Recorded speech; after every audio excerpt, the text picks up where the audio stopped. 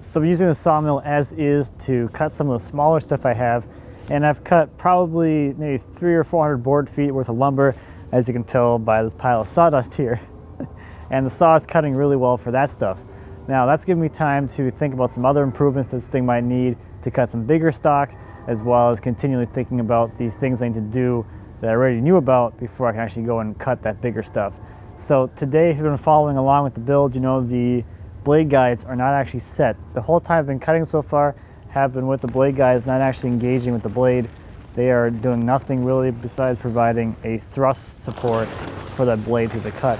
And with just the blade by itself, with no support, I've cut 30 inches wide in elm, which I thought was pretty good, but I think for some wider stuff, I want to have a little more control of the blade. So that's what I'm going to start on today, is getting those blade guides set correctly by modifying their mounts.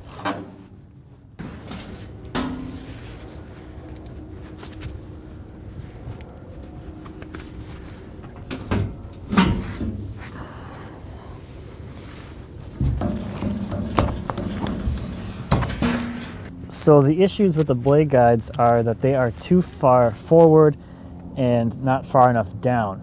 So these do have some travel in them. They can come out and they can go up and down. They have about an inch of travel up and down in them.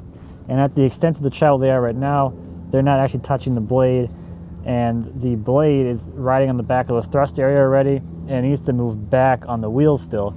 You can see over here, the blade needs to track back about 1/4 inch to be properly on the wheels. So to remedy that, I've got these pieces of 1/2 inch bar stock, cut to 3 inches long. I'm going to cut this post, and then I'll weld this thing in here as a step back. So the post here will step back and then come down. The 1/2 inch thickness will give me about 3/8 of an inch when I take into account the curve I'm going to cut out of here of downward travel. So that would actually bring this guide up a little bit in the travel here. And then the step back will bring it back full inch from where it is right now. Because for this 1.5 inch wide blade, the guide needs to come back 1/4 inch, but the saw can also run a 2 inch wide blade, which means that needs to come back another 1/2 inch. So I figure a full inch back will give me 1/4 inch of leeway just in case, and it should be good in the future for a 2 inch wide blade.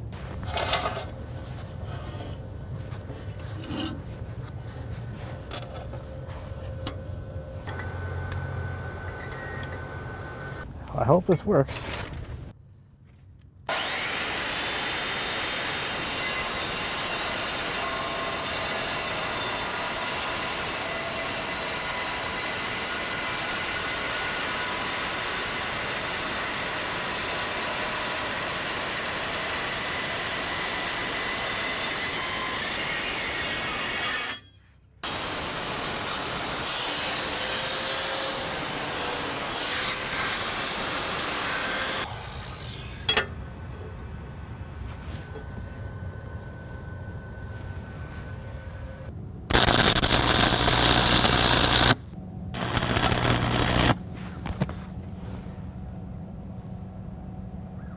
That is backwards, isn't it?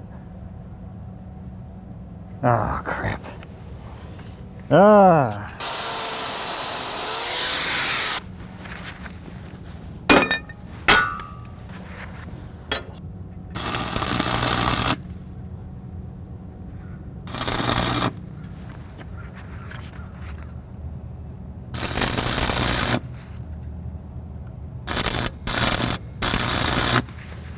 Alright, so now I'll cut off this adjustment post. We've got some welds along the top here. The bottom is not welded, and there's a tack down there, so.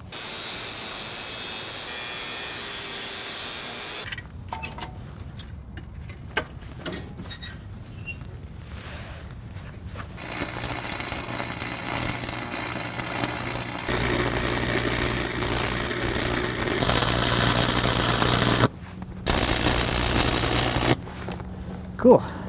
Alright, now I can raise this guide up so it's out of the way. And I'm going to, I can probably replace the original bolt now. Yeah. This is a shorter bolt that I used to get some more travel. So I can replace that with the one that came with it, which I think is this one.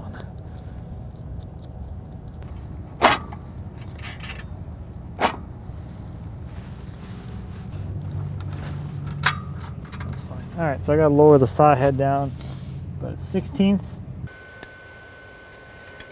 Now it's like clamped in place.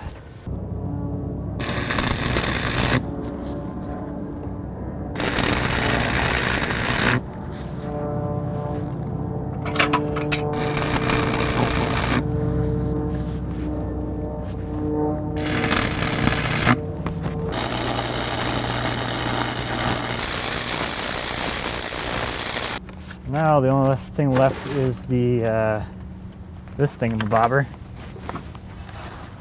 So now it intersects right at that adjustment bolt hole. All right, I have it out about halfway, so it's kind of balancing. I locked it down there, and I can bring this guide assembly over and see where it ends up. So if I cut half this tube off, just kind of slice it down the top and the bottom, and then cut a little piece out of here, it should work out all right. So now I can do the next one. See how that goes.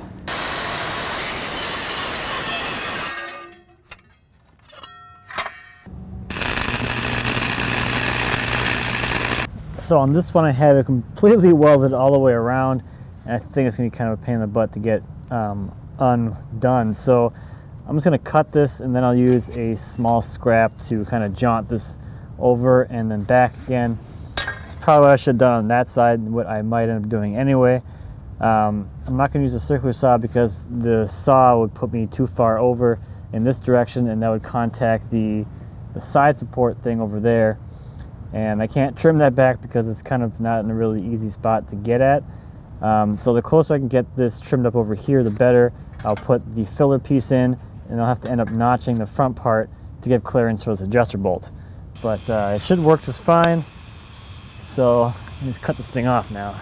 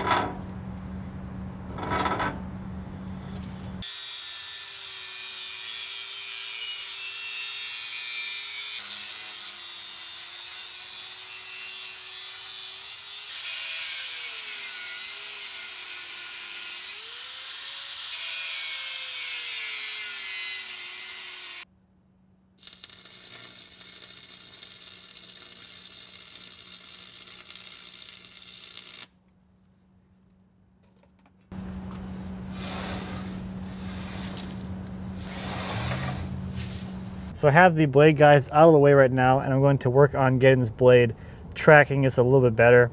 If you recall back to the initial setup video, I ran out of travel on the idle side to get that wheel to tip enough to get this thing tracking correctly, but I do have some adjustability here on the drive side. So before trying to take the idle side off and elongate those holes, I'm going to try tracking it from this side. I'll need the blade to move back about 1/4 inch onto the wheels before it should be tracking correctly. And that's just to have the teeth just hanging off the rim of the wheel. So I'm going to just adjust from the back side here. I'm going to loosen up my adjustment bolts on both sides. So I can just adjust this back bearing. So I'm just going to unlock it.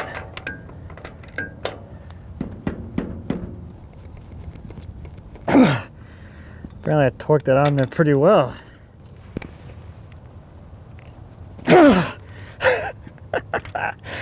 Oh, that's on there already. Oh, all right, how about this side?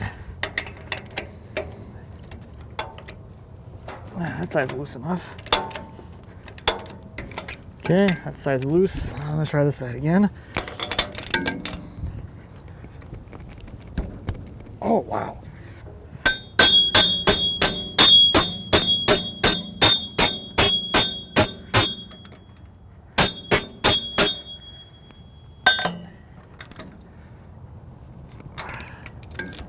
Okay. So I should be able to just shift the backside one way or the other to get the blade to track correctly. So let me think about this here. I want to bring this to high side. So I want to tip the whole thing this way, I think. I don't know, I guess we'll see if I do it wrong. I'm gonna tip it that way. So I'll tighten this side to push the bearing in that direction, which should move the blade. So I'm gonna loosen up this side's adjuster, give me some travel space. And then I'm gonna turn this, let's go maybe half a turn.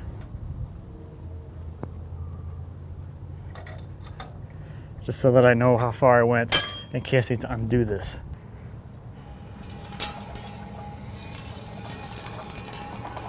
Look at that. I got it right the first time. That's pretty good. It's about, I may want to go back down 1/8 of an inch, but I want to get a little bit of travel time on the blade before I call it good. So I'll spin it by hand. I don't really feel like turning the motor on for this. So just a little bit more. So maybe a quarter turn this time. Right about there. That didn't seem to move as much. Let me put some tension on the blade and see if that makes a difference.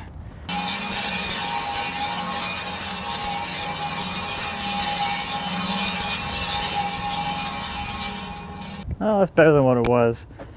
I have to take this thing apart anyway when I go to paint it, so I can make those adjustments then, but I think it's probably gonna be good enough. Yeah, it's better than what it was. So I'm happy with that. So now I can set the blade guides. All right, so I'm gonna start with the offset from the back flange to the back of the blade. And the manufacturer says this should be around 1/8 of an inch, just so it's only engaging when it's actually cutting. And there's some cutting force acting on the blades, so that's pretty easy to do. The adjusters in the back, pinch a bar in there, and that's what's gonna hold it, and you can set whatever angle you want. So I'm gonna loosen these up a little bit so I can slide this thing in and out. So I'm just gonna eyeball that about 1/8 of an inch. That should be good. All right, so next I want to deflect the blade down so that the roller actually engages and guides the blade. So to do that, there's this adjuster on the top and the bottom, and that just moves this whole block up and down.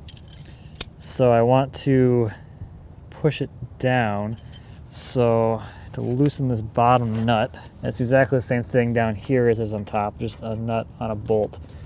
So I'm going to loosen that, drop it down 1/4 of an inch, and then when I tighten this side down so that it touches, that should be 1/4 of an inch deflection. Again, that was another eyeball thing. I'm gonna do the same thing on the other roller, and then I can start messing with the alignment, getting the blade to be parallel and parallel in that direction. So parallel to the bed this way, and parallel to the bed this way. And move it down about 1/4 of an inch. About that, that's about 1/4. And then I just tighten this one down until the travel stops.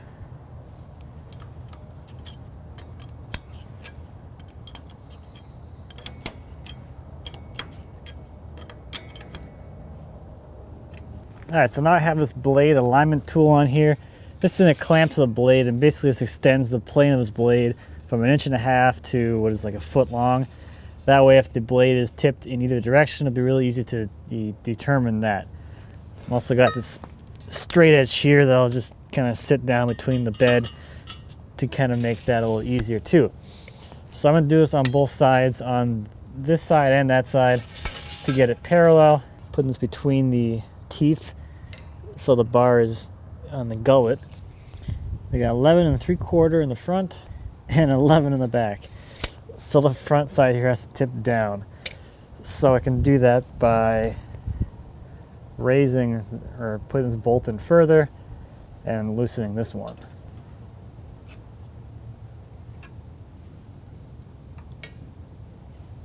$11 and a little over half. And over here. here, 11 and about a quarter. So a little more. 11 and a bit over a quarter. 11 and exactly a quarter.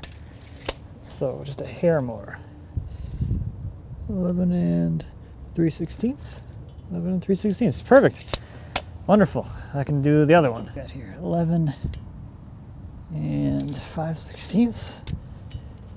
11 and 3/8. So the front side has to come up like that.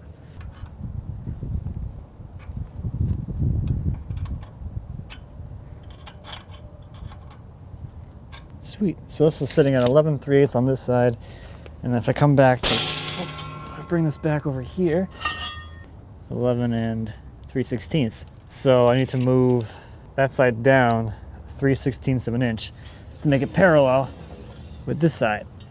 So that should be pretty easy to do. I can just bring this back over here and then advance the top nut until the blade reads 3/16. That's pretty good. Sweet. So that's all, should be all aligned. So we're gonna do a little side by side. I'll mill both these logs at the same time. A piece of elm, the big one's elm, and the smaller one is spruce. So one of the things I noticed when doing this with smaller logs was that it seems ideal to have one log slightly bigger than the other one if you want to make boards or lumber that is squared up on all four sides. That way the bigger log is one cut ahead in the squaring process than the smaller one, and the bigger log can be used as a reference point for the smaller log to have a 90-degree face cut onto it. Now I can try and roll this big one, put it against the side stops. It'd be pretty difficult with this giant log beside it.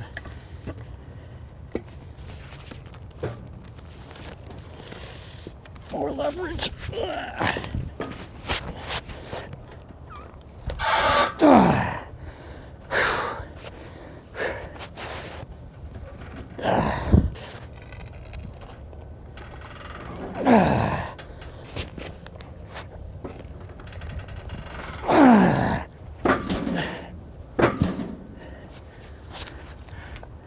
Almost there.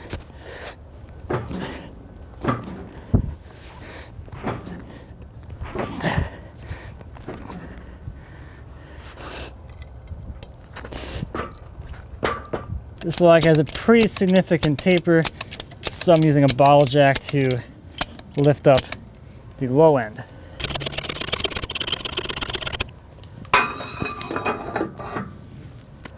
So I can leave this here, just roll it a little bit. There. It'll stay there for now. Currently at 18 and a quarter. Yeah, that's good.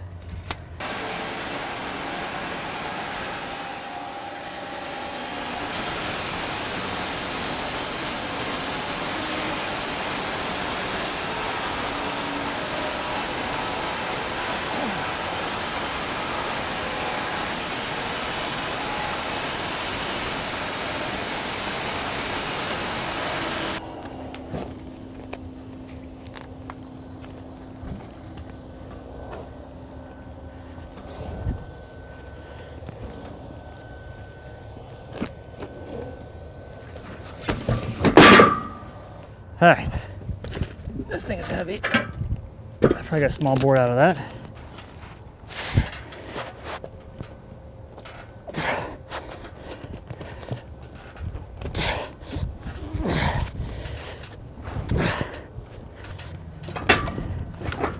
All right. That wasn't easy. All right. Cannot wait for hydraulic log handling. That's gonna be so nice. The exercise is good. Man, it's a lot of hard work. 14 inches or so? Yeah, 14 looks good.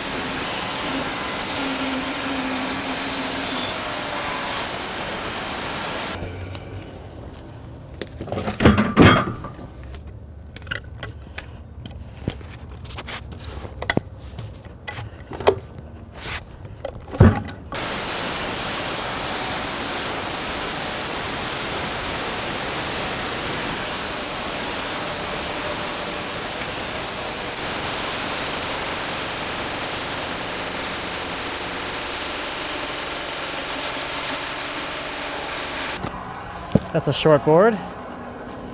And this is a short board as well. A little less waste, I guess.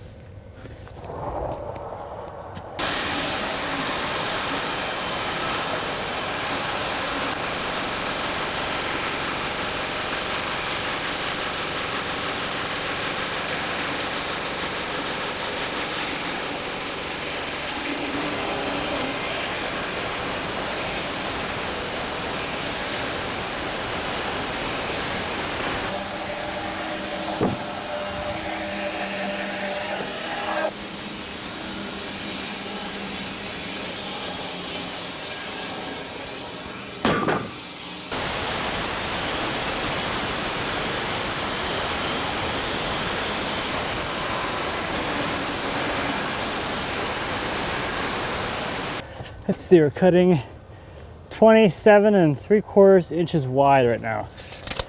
The elm boards are 14 inches wide, and the spruce is 13.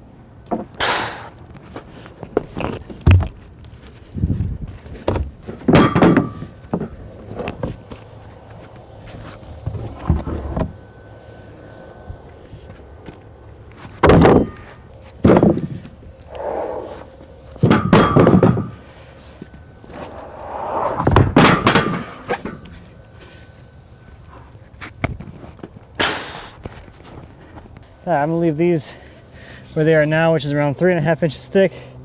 It's just nice to have some thicker stock for whatever, just in case. I bet you that almond's gonna be pretty heavy.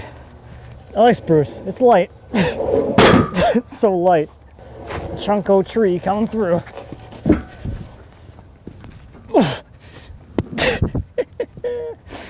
Ah.